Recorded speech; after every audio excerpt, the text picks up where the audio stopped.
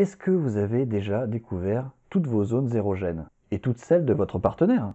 Et comment ça se fait que certaines femmes soient très sensibles des seins et d'autres, quand on leur caresse la poitrine, c'est comme si on leur caressait le coude? Et cette scène dans Intouchable, vous savez le film avec François Cluzet et Omar Sy, à un moment François Cluzet il a du plaisir sexuel quand quelqu'un lui caresse les oreilles.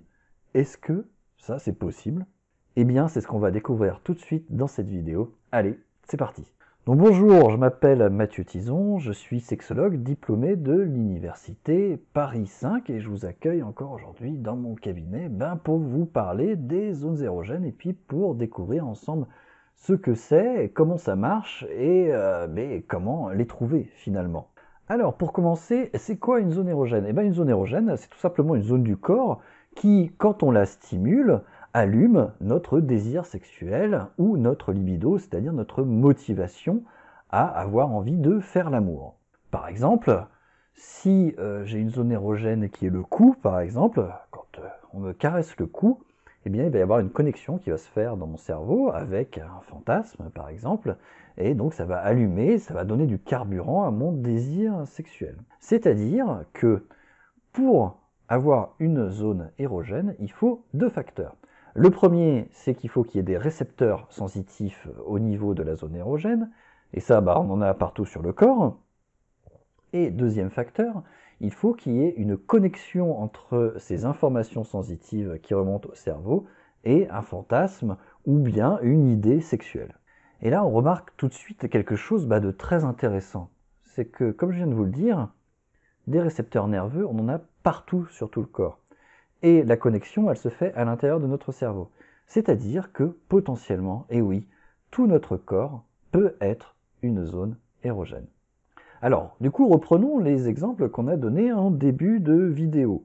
Dans Intouchable, le film avec François Cluzet et Omar Sy. François Cluzet joue un personnage qui est tétraplégique, c'est-à-dire qu'il n'a plus de sensibilité à partir du cou. Donc du coup, il n'a plus accès à ces zones érogènes qui étaient en dessous le cou. Ce qui s'est passé, c'est qu'il n'a pas eu son accident et il s'est réveillé en ayant les zones érogènes au niveau des oreilles.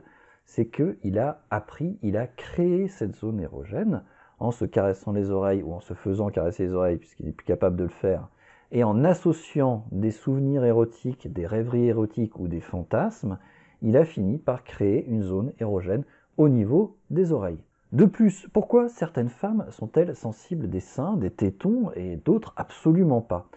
C'est pour la même raison. La différence vient du fait que certaines font une connexion entre la sensation de caresse de leur téton et un imaginaire érotique, et d'autres non. Et s'il n'y a pas cette connexion érotique, les tétons ne seront pas une zone érogène. On va même aller encore plus loin, et c'est un petit peu dingue, mais le pénis chez l'homme et le clitoris chez la femme, qui sont quand même a priori les zones érogènes primaires par définition, peuvent ne pas être sensibles, en tout cas au déclenchement d'un fantasme et d'une envie sexuelle. C'est-à-dire que le pénis et le clitoris peuvent ne pas être des zones érogènes. Et oui, comme je viens de vous dire, il faut qu'il y ait forcément une connexion dans notre cerveau entre la zone stimulée et un imaginaire érotique. Donc on se rend bien compte que si on a un défaut d'apprentissage érotique, on va avoir tendance à créer beaucoup moins de zones érogènes. Et si par contre on est épanoui sexuellement, qu'on a beaucoup d'expériences sexuelles positives, là par contre on va pouvoir créer des zones érogènes un peu partout sur le corps. Donc à la question principale, où se cachent vos zones érogènes et celles de votre partenaire? En fait, les vôtres, elles ne se cachent pas, elles se créent. Donc si vous pensez que vous avez des zones érogènes que vous n'avez pas encore découvertes, c'est pas ça, c'est que vous ne les avez pas encore créées. Et donc, encore une fois, le meilleur moyen de trouver des zones érogènes chez vous, sur votre corps, c'est d'en fabriquer en stimulant une zone et en y associant un fantasme, une idée érotique, une rêverie érotique. C'est comme ça que vous allez créer une zone érogène sur votre corps.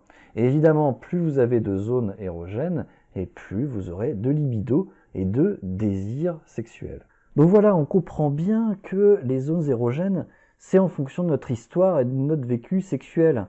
Donc c'est vrai que Quand on dit, eh bien, dans les magazines féminins, par exemple, bah, les femmes, elles sont plus sensibles du cou, ou, des aisselles, ou du talon, ou de l'orteil droit, eh ben, en fait, c'est pas vrai. Ça dépend complètement des personnes et du vécu sexuel de la personne concernée. C'est pour ça que pour découvrir les zones érogènes de votre partenaire, eh ben, vous devez faire un peu d'exploration. Et oui, vous allez chercher les zones érogènes de votre partenaire parce qu'elles ne seront pas les mêmes qu'une autre femme ou qu'un autre homme. Donc comment on cherche les zones érogènes chez votre partenaire? Eh ben, on teste, on caresse différentes zones et puis on est attentif à ses réactions et on va réussir à déterminer comme ça si c'est une zone érogène chez lui ou chez elle. Et puis vous pouvez aussi en discuter.